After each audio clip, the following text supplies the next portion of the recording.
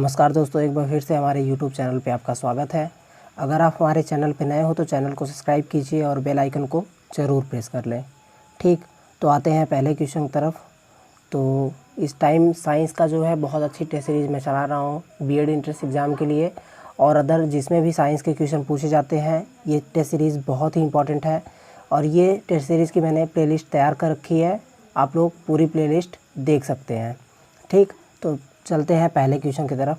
तो पहला क्वेश्चन है, जल में किसी पत्थर के टुकड़े का भार उसके वायु में वास्तविक भार की तुलना में होगा। ऑप्शन ए भारी, ऑप्शन बी हल्का, ऑप्शन सी शून्य, ऑप्शन डी बराबर। तो इसका करेक्ट आंसर हो जाएगा ऑप्शन बी। ठीक है, जल में किसी पत्थर के टुकड़े का भार उसके वायु में वास्तविक भार की तुलना में होगा, हल्का होगा।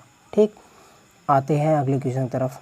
तो अगला क्वेश्चन है, निम्नलिखित में से किस भौतिक राशि की इकाई बार है। ऑप्शन ए बल, ऑप्शन बी लंबाई, ऑप्शन सी आवृत्ति, ऑप्शन डी दाब। ठीक, तो इसका करेक्ट आंसर हो जाएगा डी, दाब। ठीक है, दाब की इकाई क्या होती है, भौतिक राशि की इकाई बार होती है। ठीक, दाब एक भौतिक राशि है जिसकी इकाई बार होती है। आते हैं अगले क्वेश्चन तरफ।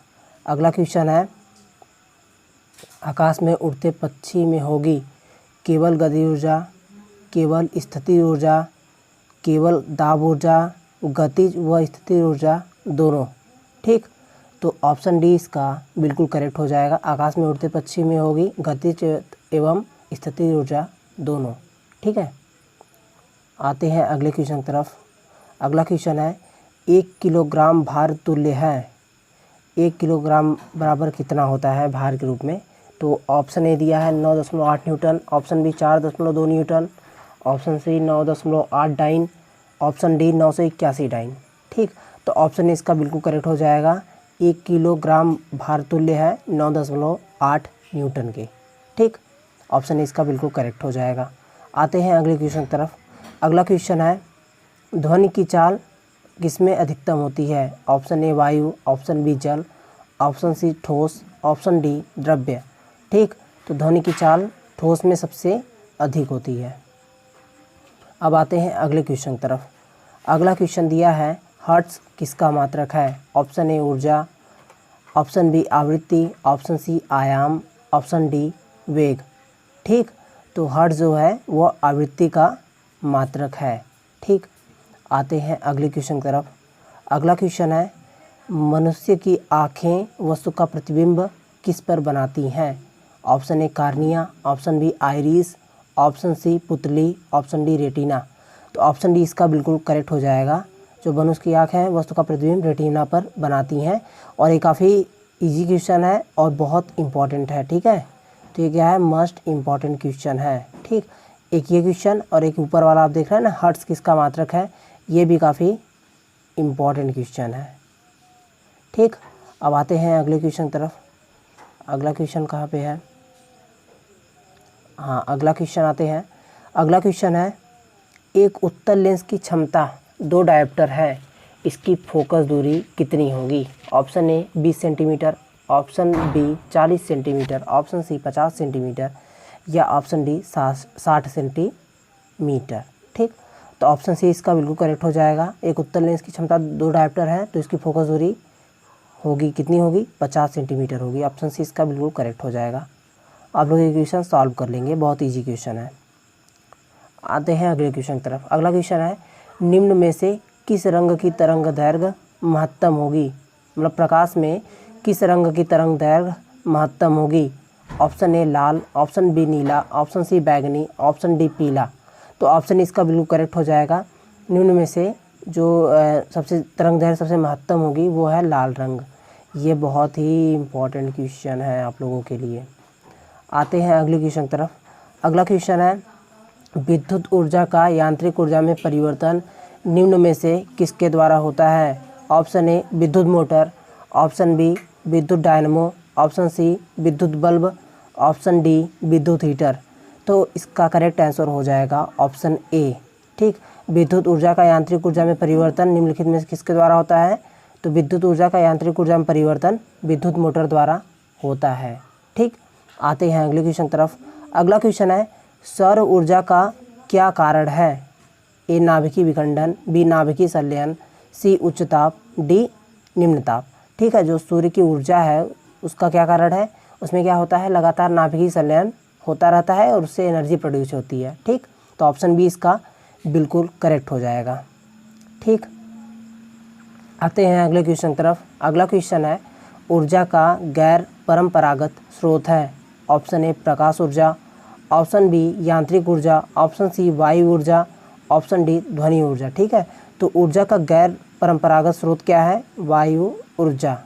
ठीक, यह पवन चक्की द्वारा जो है वायु की ऊर्जा को बदला जा सकता है, वायु की ऊर्जा जो है काम में लिया जा सकता है। ठीक, आते हैं अगले क्वेश्चन तरफ।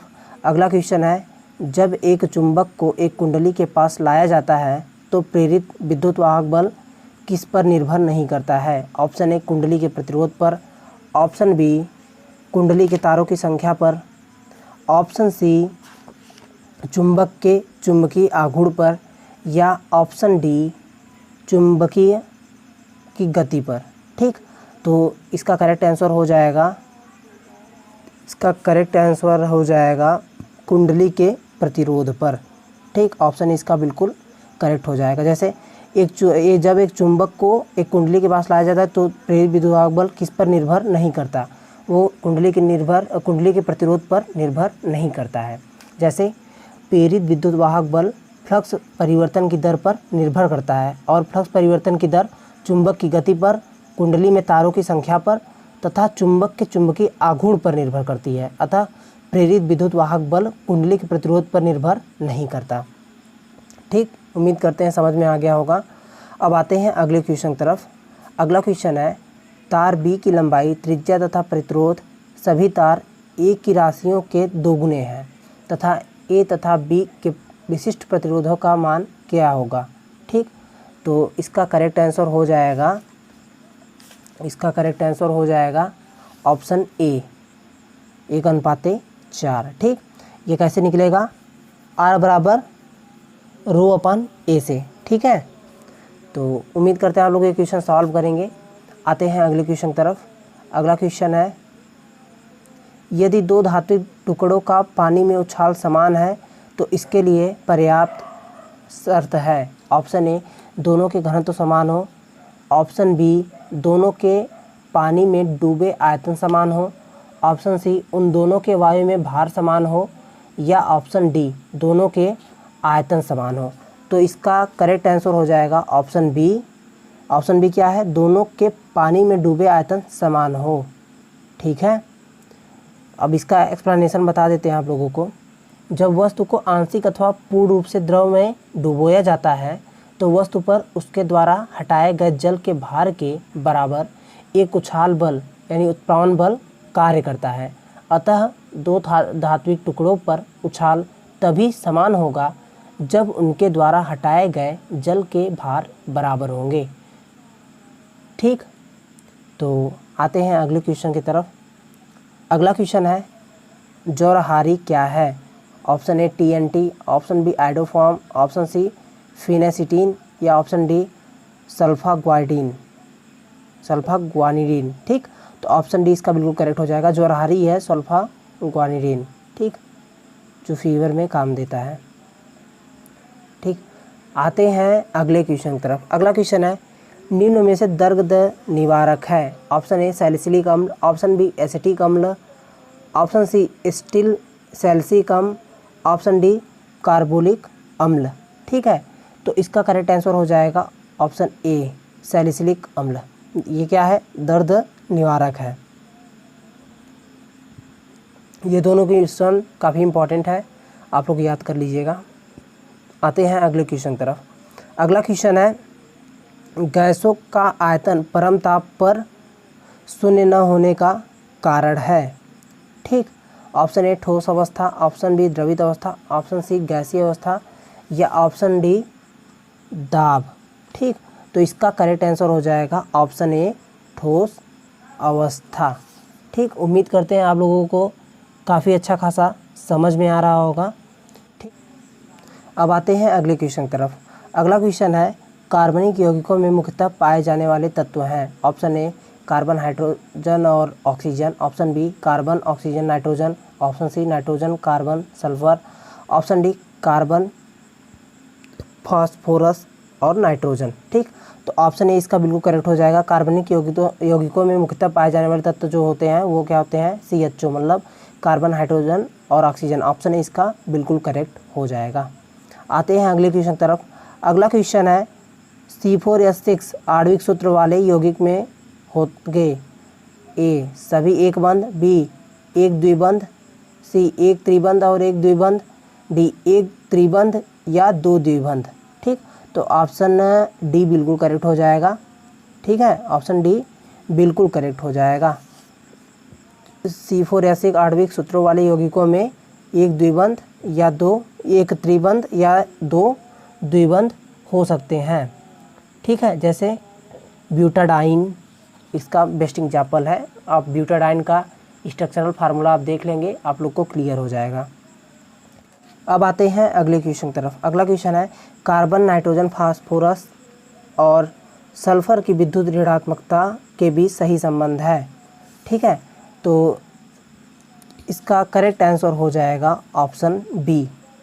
ठीक, फास्फोरस, कार्बन, सल्फर, फिर नाइट्रोजन। ओके, आते हैं अगले क्वेश्चन तरफ। अगला क्वेश्चन है लव अर्जिन की उपस्थिति से जल में अस्थायी कठोरता आती है।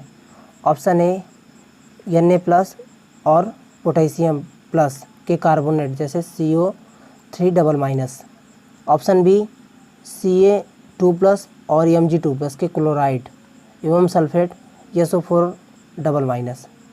फिर लेड 2+ और पारा 2+ के कार्बोनेट CO3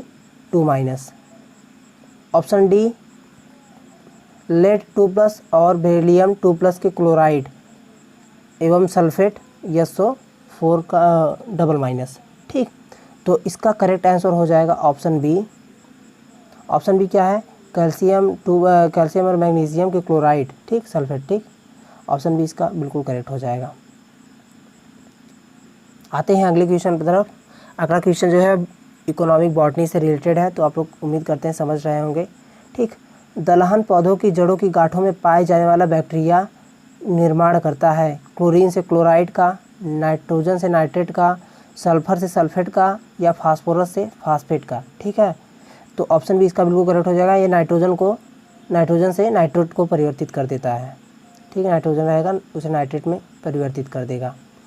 नाभिकीय ऊर्जा प्राप्त होती है ए न्यूट्रॉन के टूटने से, बी बीटा कणों के टूटने से, सी इलेक्ट्रॉन के टूटने से, डी प्रोटॉन के टूटने से।